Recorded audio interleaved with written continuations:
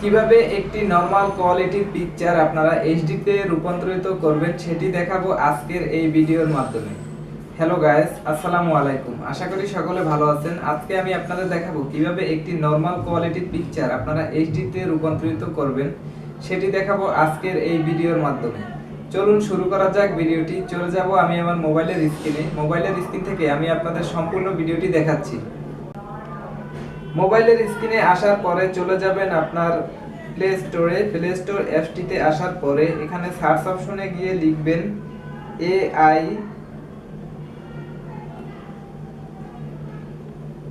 AI photo enhancer. এটিতে search করার পরে আপনারা 6 নম্বরে যে অ্যাপসটি আসছে এই অ্যাপসটি ইনস্টল করে নেবেন। এই অ্যাপসটি আমি ইনস্টল করে নিছি, এটা আপনারা ইনস্টল করে নেবেন। ইনস্টল করার পরে অ্যাপসটি ওপেন করে নেবেন। অ্যাপসটি ইনস্টল করার পরে কিছু অ্যাড আসতে পারে, সেই অ্যাডগুলো অবশ্যই আপনাদেরকে দেখতে হবে। তারপরে এখান থেকে আপনারা যে পিকচারটি আপনারা এডিট করতে চাচ্ছেন সেটি এখান থেকে কিছু দেয়া আছে ওদের, যে কিরকম হবে, যে আগে পরে এগুলো দেয়া আছে, এগুলো থেকে আপনি কিরকম করতে চাচ্ছেন সেটি একটি সিলেক্ট করে নেবেন। পিকচারটিতে যখন ক্লিক করবেন সাথে সাথে আপনাদের গ্যালারিতে নিয়ে যাবে। গ্যালারিতে নেওয়ার পরে আপনার যে পিকচারটি এডিট করতে চাচ্ছেন সেই পিকচারটি এখান থেকে নিয়ে নেবেন। সেজন্য আপনি চাইলে সরাসরি গ্যালারি থেকেও নিয়ে নিতে পারেন। আমি এই পিকচারটি এডিট করতে চাচ্ছি, সেজন্য আমি এটিকে নিয়ে নিব।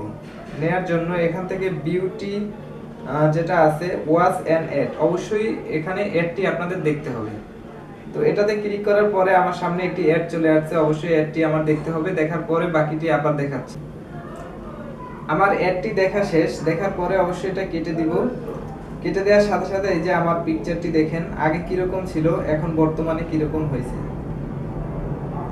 এই যে পিকচারটি আগে কিরকম ছিল এখন কিভাবে হয়েছে সেটি এখন দেখতে পাচ্ছেন আপনারা। সো এই ভিডিওটি ভালো লেগে থাকলে অবশ্যই আমার চ্যানেলটি সাবস্ক্রাইব করে দিবেন এবং লাইক দিতে ভুলবেন না।